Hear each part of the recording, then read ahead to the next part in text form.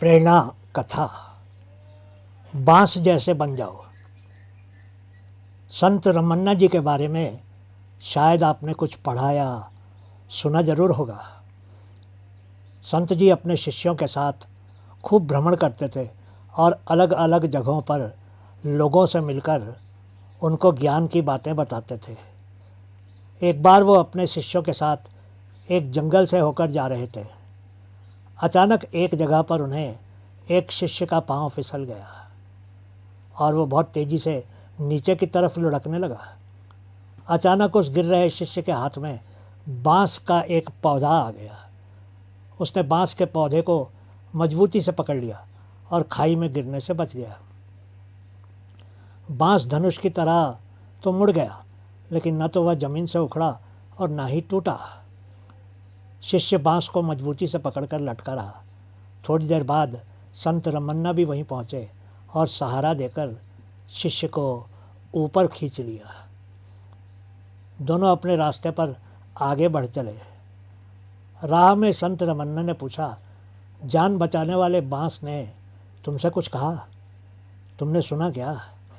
शिष्य ने कहा, नहीं गुरुजी, प्राण संकट में थे और मुझे तो पेड़ पौधों की भाषा भी नहीं आती। उसका संदेश आप ही बता दीजिए।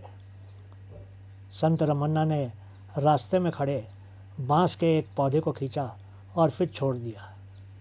बांस लचककर अपनी जगह पर वापस लौट गया।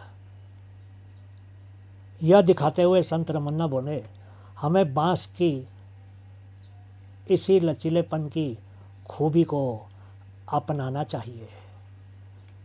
तेज हवाएं बांसों को झुरमुट को झकझोर कर पूरी तरह से उखाड़ने की कोशिश करती हैं। वो आगे पीछे डोलता तो है, फिर भी मजबूती से धरती में जमा रहता है। जीवन में जब भी मुश्किल दौर आए तो थोड़ा झुककर विनम्र बन जाना, लेकिन टूटना नहीं, क्योंकि बुरा दौर निकलते ही फिर अपनी स्थिति में दोबारा पहुंच सकते हो।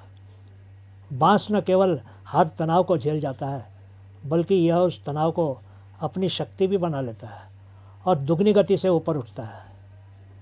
तुम अपने जीवन में इसी तरह लचीले बने रहना। बेजुबान प्राणी वृक्ष हमें अपने आचरण से बहुत कुछ सिखाते हैं। बहुत बहुत शुक्रिया आप सभी का। दोस्तों, हमारी इन छोटी छोटी कहानियों को अपने बच्चों को सुनाइए और अपने दोस्तों के साथ भी शेयर कीजिए। हमारी चैनल को सब्सक्राइब करके हमारा उत्साह बढ़ाइएगा। हम आपके आभारी रहेंगे। धन्यवाद।